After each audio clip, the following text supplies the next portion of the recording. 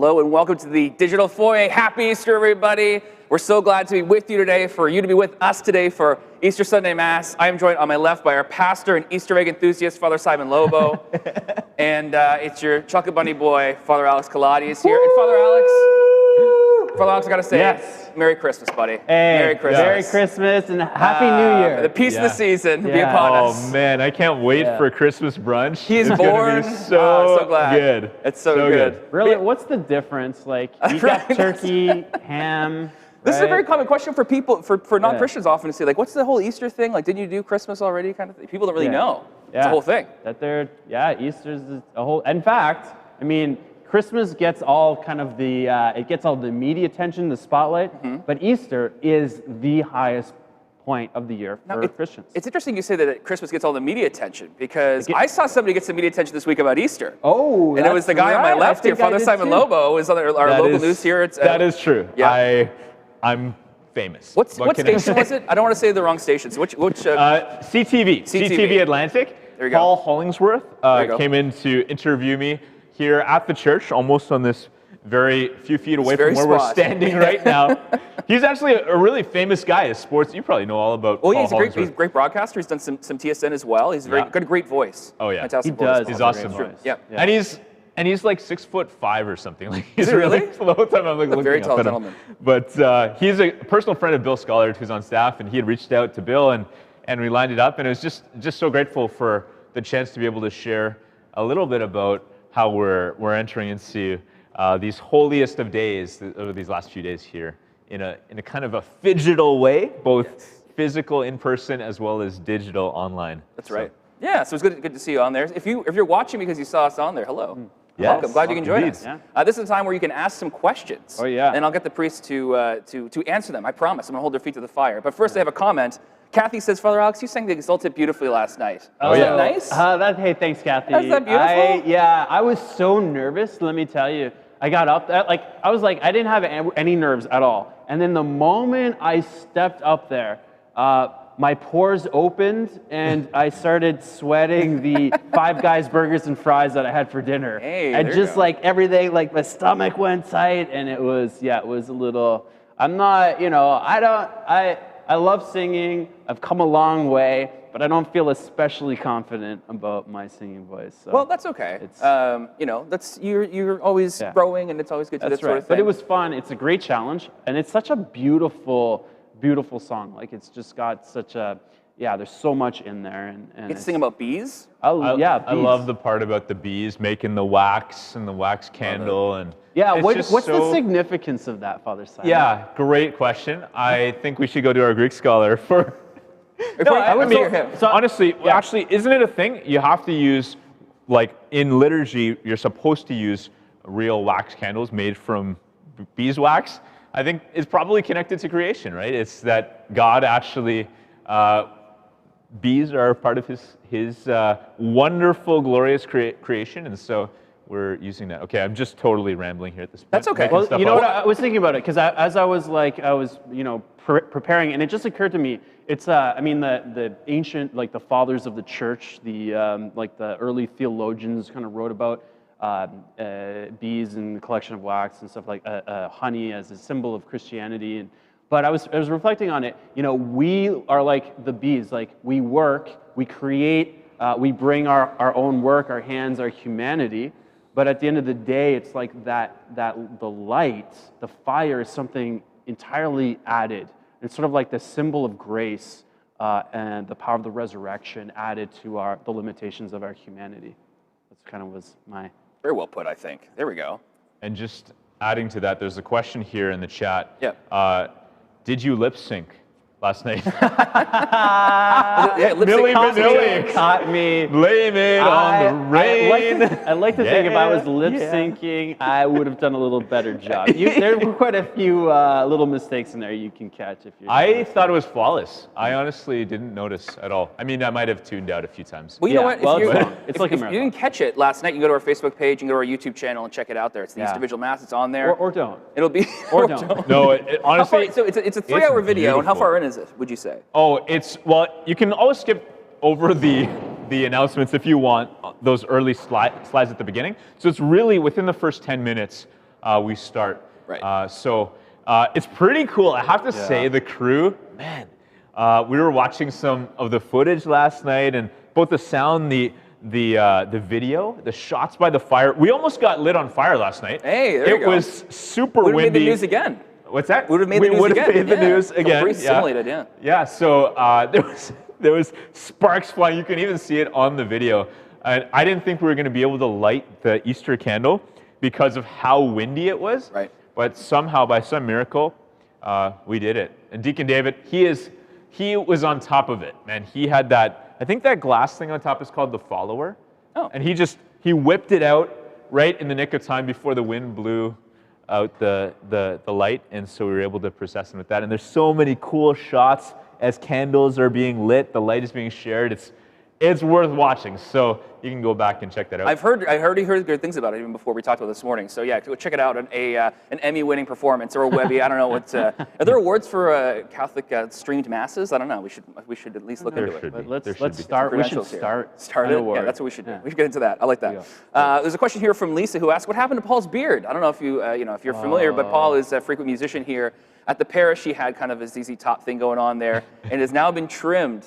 In a very Paul, get down here. Can we get Paul down here to show the beard off a little bit? That's a good question. Here he comes. Paul won't be mic'd, so I have to ask him. So Paul, was it a Lent thing? What was the story there, buddy? Yeah. It was a COVID thing. COVID beard. Something wow. you grow out. Wow. I just wanted to try it, and then I did, and then it got too hot, so I got rid of it. There we go. man. Okay, there we go. Now you look like your dad again. Oh, thanks. Paul famously resembles his father, of course, like so many of us. Paul resembles his dad like 95%. Some of us like get like a little bit close. Resemblance. Yeah. 5% his mother. Yeah, but mostly personality in there. So it's the whole thing. Thank you, Paul. Appreciate that, buddy. I want to give a little shout out because Paul has so graciously stepped out of the spotlight and gone back to a modest beard length. But last night, there were 4 very special people who came into full communion with the Catholic Church. Heather, Donna, Dorothy, and Tony. And a particular shout out to Tony's beard. Tony Trimper has he's got a beard. An amazing beard, which now, because Paul has stepped out of the runnings, I think Tony's got the best beard at St. Benedict Parish. So way to go, Tony. And we love you all 4 of you, Donna, Dorothy, Heather, and Tony. You are so welcome. And it was great to be able to celebrate those sacraments last night, the 3 sacraments of initiation, baptism for Donna, as well as confirmation for the 4 of them, and a few of them also received First Holy Communion. So very cool. I mean, they all received communion, but Dorothy had already been receiving communion. So, anyways, just super awesome and just such a joyful celebration last night. Yeah. If you want to see more from them as well, go to stbenedict.ca/read and read our most recent Benedictus. Just came out just now. There's interviews with them, which is awesome. You can read a little bit about them, see their faces. It's cool. You can see his beard in the Benedictus. Oh, cool. yeah. It's very much Benedictus beard. So you mentioned 5 guys, which I'm really grateful for. Yeah. Did the Easter Bunny leave you guys anything else? Nadine wants to know. Anything there's Easter a Bunny? few little things lying around. We may be wearing a few pairs of them. Okay, that's exciting. Among other things. I'm very excited for that. A little preview for the socks a little bit later on here. So some chocolates. I got a chocolate bunny, Nothing says Easter like a chocolate bunny, right? True. So. Yeah. It's like Jesus chocolate bunny. We also got some Dairy Queen gift certificates. Okay. So nothing says Easter like a blizzard, right? What's your favorite blizzard flavor? Oh, they change that's them up a lot. hard. That is so hard. Oreo. Put me on the Oreo. spot. Easy. If I'm like, hey, Father Simon, I'm going to Dairy Queen right now. What blizzard do you want? You know What's your what? first I would probably go Smarties. Okay. But Oreo's safe. Oreo's safe. Is there like a mocha, choca, something, roca? Is it Georgia Munch? Georgian There's some chocolatey fudge. ones here. And you say mocha, do you want like a coffee flavored one? Yeah. Okay. They've done coffee crisp before, I think. Coffee crisp. That's think. it. Only in Canada. This guy. You can't even get it in the United States of This guy America. is such a poser. He doesn't even know the names of the blizzard flavors. Father Alex is unimpressed. What's your favorite blizzard? What do you think? What do you Oreo, like? easy. Oreo. That's okay. easy. There we It's go. easy. I like that. Oreo. I like a cookie dough. I like Reese's. Cookie dough's good. I'm kind of a Reese's Reese is guy when good. it comes to the blizzard there. Score. Shout out to my mom. She loves Score. This guy pretends like he knows fast food, but he doesn't. He doesn't know fast food. Oh man. Well, you know what? You mentioned You mentioned the socks. It's getting a little contentious here, so let's cool it down with a little bit of a context here. Can I just one quick Please, real yes, go question ahead. before we go there? Yeah. There was a really good question, and it's a bit unusual. I guess we didn't do a digital foyer on Good Friday, so Okay. one of the questions was, why do priests remove their chazables, which is this outer kind of poncho type vestment, and their shoes on Good Friday to venerate the cross?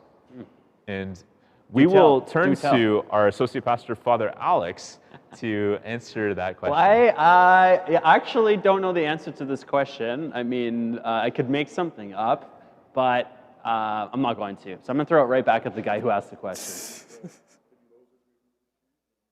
So, That's true, yeah. so I think That's a good point. our cameraman, Chris, knows the answer, so we're just going to give it to you from Chris. Well, in Exodus chapter 3, there's the story of the burning bush. And so as Moses is approaching, God says, remove your sandals, for the ground on which you are standing is holy ground.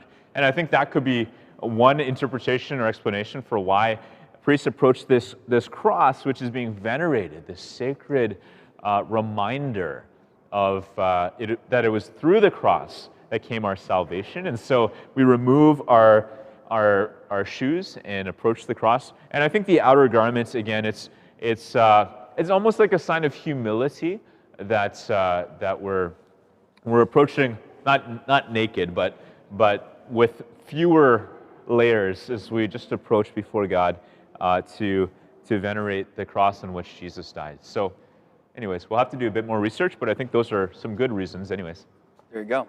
Okay, can we do socks now? Is that Yes, okay? All right. absolutely. Time for socks. So every week, Digital Foyer, the priests wear funny socks. They go head to head. Last week, they kind of punted on it, really. It was like black socks, red socks.